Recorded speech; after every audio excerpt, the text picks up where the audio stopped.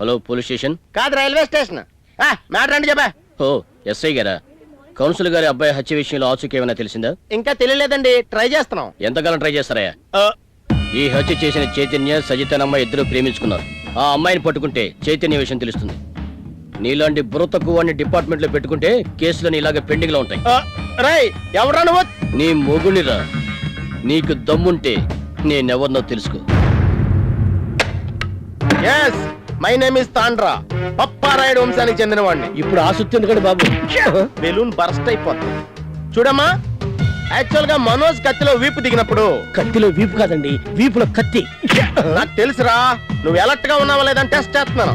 చూడు మిస్ సజిత. సోడాకాయలో గోలికాయలో గడ్డొస్తావేంట్రా?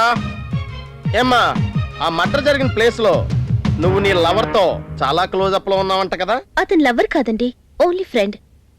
మనోజ్ మనుషులు నాతో అసభ్యంగా ప్రవర్తిస్తుంటే నేను తోసేసి పారిపోయాను. మనోజ్ నా వెంట పడ్డాడు. ఆ తర్వాత మర్డర్ జరిగింది, అవునా? తెలీదండి. నేను చెప్తున్నాను కదండి, ఆ మర్డర్ జరిగినప్పుడు అమ్మాయి చూడలేదు. అంత కరెక్ట్గా ఎలా చెప్తున్నారు? మీరు చూసారా? నేనెలా చూస్తానండి, నేను ఆఫీస్ లో ఉంటే. మరి ఎందుకు ఎక్కువ మాట్లాడారు? మూసు కూర్చోండి. అవును కదా. ఫైనల్ గా నువ్వు ఆ మర్డర్ చూడలేదని చెప్తున్నావు, అంతే కదా?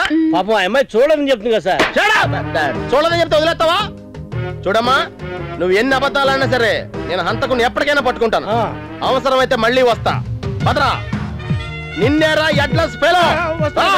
ఇద్దరులో హెడ్ లేని ఎవరికి?